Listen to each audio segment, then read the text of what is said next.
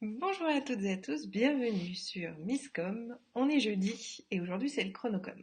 Alors pour ceux qui ne me connaîtraient pas, je suis Claire Négrier, révélatrice de personnalité d'entreprise, alias Misscom, vous l'aurez compris. Donc le jeudi, je vous retrouve quand les internautes, quand vous m'envoyez vos demandes, sinon il n'y a pas de chronique. Donc là, aujourd'hui, je suis bien contente puisque j'ai pu avoir effectivement une information qui m'a été demandée pour la confection, en tout cas le conseil sur la création d'une carte de visite. Donc c'est Sarah, que je ne... Faudra pas que j'oublie de la taguer parce qu'elle est même pas au courant que c'était aujourd'hui. Comme je gère l'emploi du temps comme je peux, c'est pas évident. En tout cas voilà, c'est Sarah qui m'a demandé effectivement un petit coup de pouce vis-à-vis de sa carte de visite. Coucou Sylvain, merci de me retrouver. Donc pour tous ceux qui arriveraient en cours de route, n'hésitez pas à me faire un petit coucou. Donc le principe est simple, je vais partager mon écran et on va confectionner directement en live une formule de carte de visite avec mon outil de prédilection, comme vous le savez. J'essaye toujours de préconiser mes outils, finalement Canva me sert de démo à chaque fois. Et effectivement, ça vous permet aussi de voir comment marche l'outil. Mais l'idée, c'est vraiment là de venir vous expliquer un petit peu le pourquoi du comment. Et c'est assez complexe pour moi, étant donné que Sarah, je ne la connais pas personnellement. Et que, comme tout live, je n'ai pas forcément préparé. Le but du jeu n'étant pas de préparer justement ce live-là pour le faire vraiment à chaud. Du coup, voilà, je m'excuse d'avance pour les petites hésitations que je pourrais avoir, mais en tout cas, je vous propose de pas blablater plus que ça et de rentrer directement dans le vif du sujet. Alors, voilà, je désactive les différents screens et je vous propose de partager l'écran. Voilà, donc on se retrouve sur Canva. Alors, je vais là encore pousser toutes mes petites fenêtres qui sont là. Donc j'ai quand même pris le temps pour pas en perdre trop durant le live, de créer donc le format de carte de visite. Je vais retourner sur le site. Je crois que c'est coaching enfant. Non, bon, ça va marcher quand même. Coaching enfant. Voilà. Pour pouvoir récupérer effectivement un certain nombre de choses qui sont quand même importantes, puisque on a la typo à récupérer effectivement pour pouvoir garder la fameuse cohérence. La fameuse cohérence. Je vais y arriver, excusez-moi pour les problèmes d'élocution. Donc ça nous permet aussi de voir un petit peu le look, de récupérer les données comme ceci, qui sont quand même importantes sur les éléments de la carte. Et de voir un petit peu le style, parce que forcément la carte de visite, elle déroge pas à la règle, il faut quand même respecter les bonnes grâces de la charte graphique, etc. Donc j'en reviens à mon petit document, vous voyez j'ai déjà téléchargé le logo. Donc on va pouvoir avoir plusieurs éléments. Premier point de ce que je vois ici, c'est qu'on met vraiment en valeur ce fameux logo. Du coup, moi ce que je vais lui proposer, c'est d'en faire un élément global. Hop là. Par contre, je vais le rogner un petit peu pour qu'il intègre qu'une partie de la carte. Voilà. Puisque ça, c'est vraiment l'élément le plus important. Vous voyez, comme sur le site web, donc on se retrouve avec une cohérence. Et ensuite, on va venir y mettre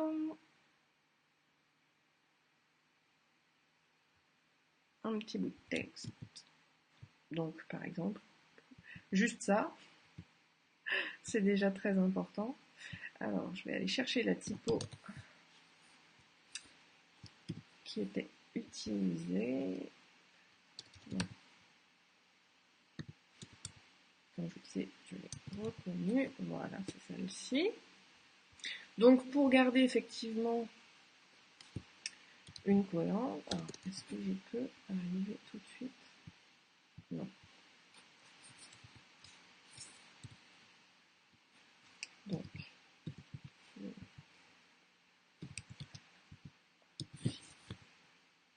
les noms complexes, c'est pas évident. Hop. Donc, on va vouloir que ce soit pas trop gros, faut pas oublier, on est sur une carte de visite. Donc le format, c'est 8,5 par 5,5. Hop, on va pouvoir venir le mettre là. Donc pour la couleur, on va également venir chercher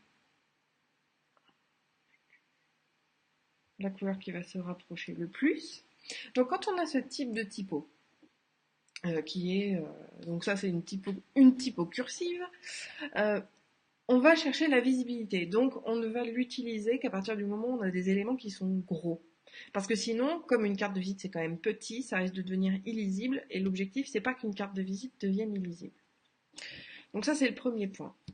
Donc du coup, toutes les autres informations vont se retrouver dans une typo beaucoup plus soft, comme celle-ci, qui convient. Alors par contre, celle-là, je vois pas laquelle c'est.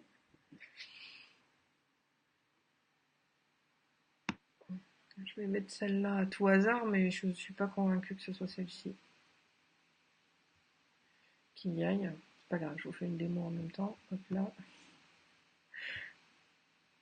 La démo de comment on cherche un code. Est-ce que j'ai la font famille? Font family, Ubuntu, voilà.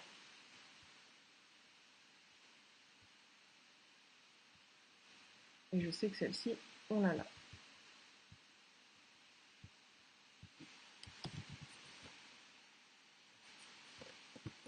La voici. Hop. Donc même en 10, vous voyez, on est encore très très lisible. Et donc on va vraiment pouvoir venir faire ce que l'on veut. Donc l'objectif de la carte de visite, c'est quoi? C'est la prise de contact. Donc l'élément le plus important nécessaire, ça va être le téléphone, que j'ai pas là. Les aléas du direct. Donc on ne peut la contacter que par mail, mais je suppose quand même...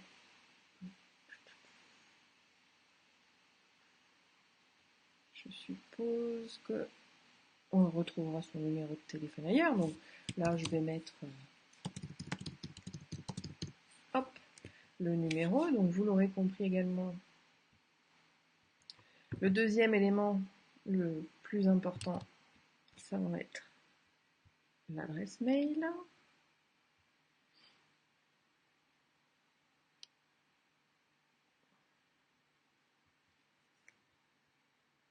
Et ensuite,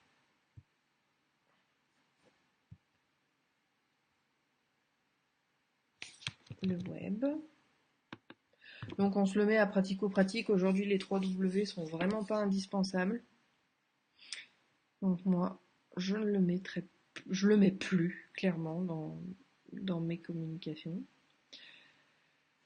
Je vais diminuer encore davantage puisque ça reste parfaitement lisible. Donc on va mettre coaching enfant. Et effectivement, comme il y a aussi les réseaux sociaux, alors est-ce qu'elle les a mis? Non. En tout cas, l'idée,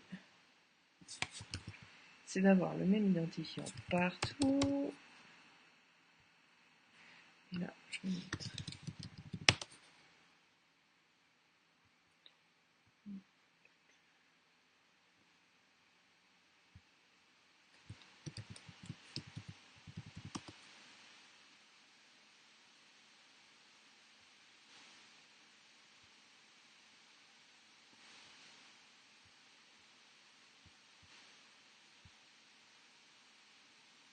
voilà, donc par exemple, je vais juste mettre le petit logo Facebook comme ça.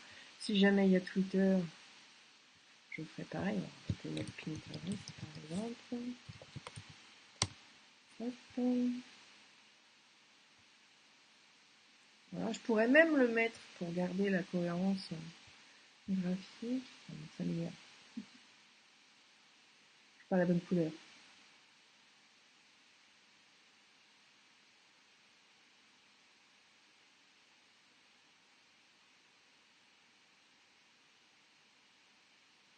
Voilà, je l'ai. Hop. Donc on va garder également Pinterest.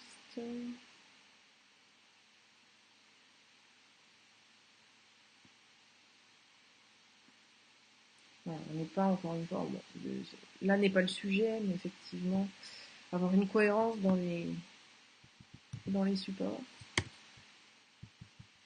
et et bien garder en tête qu'il faut être le plus pertinent possible. Et le plus pertinent, c'est les bonnes couleurs, c'est les bonnes typos. Et c'est de garder voilà, un seul et même identifiant pour tous vos réseaux de manière à ce qu'on vous retrouve facilement. À savoir quand même que pour moi, mettre les logos des réseaux sur lesquels on se trouve, oui. Maintenant, rajouter l'identifiant, surtout que souvent on les a pas, on n'a pas des uniques, c'est pas forcément le plus pertinent, comme je vous le dis, puisque aujourd'hui on n'a plus de choses totalement uniques. Et là, j'avais juste envie de mettre donc soit coach pour. On a déjà coaching enfant ici. Donc moi, voilà, c'était ça. Ce serait plutôt de mettre les problématiques qui sont traitées. Parce que finalement, dans cette fameuse carte, on a bien coaching enfant pour atteindre ses objectifs, ça c'est le logo, donc on sait clairement ce que c'est. Maintenant, coaching c'est vague, coaching pour enfants ça reste vague aussi, donc j'ai envie de vous pousser à toujours, quand c'est pas suffisamment clair dans le nom, dans le titre, dans la baseline, de remettre véritablement les services ou les accompagnements que vous pouvez faire. Mettez-en pas plus de 3, ça sert à rien, ça serait surchargé, mais gardez des thématiques euh, qui soient pertinentes. Alors, je cherche des sujets. Comme je vous dis, c'est du live, hein, je connais pas forcément tout. Alors, on va naviguer sur le site pour les trouver. Donc, comme je dis, la rubrique Conocom n'a que de chrono le nom. Donc on pourrait mettre voilà atelier conférence consultation par exemple. Voilà, encore une fois c'est des histoires de parti pris. Sarah fera bien comme elle veut. Donc on pourrait mettre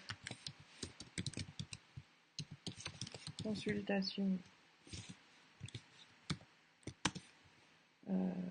J'ai dit quoi? Atelier conférence.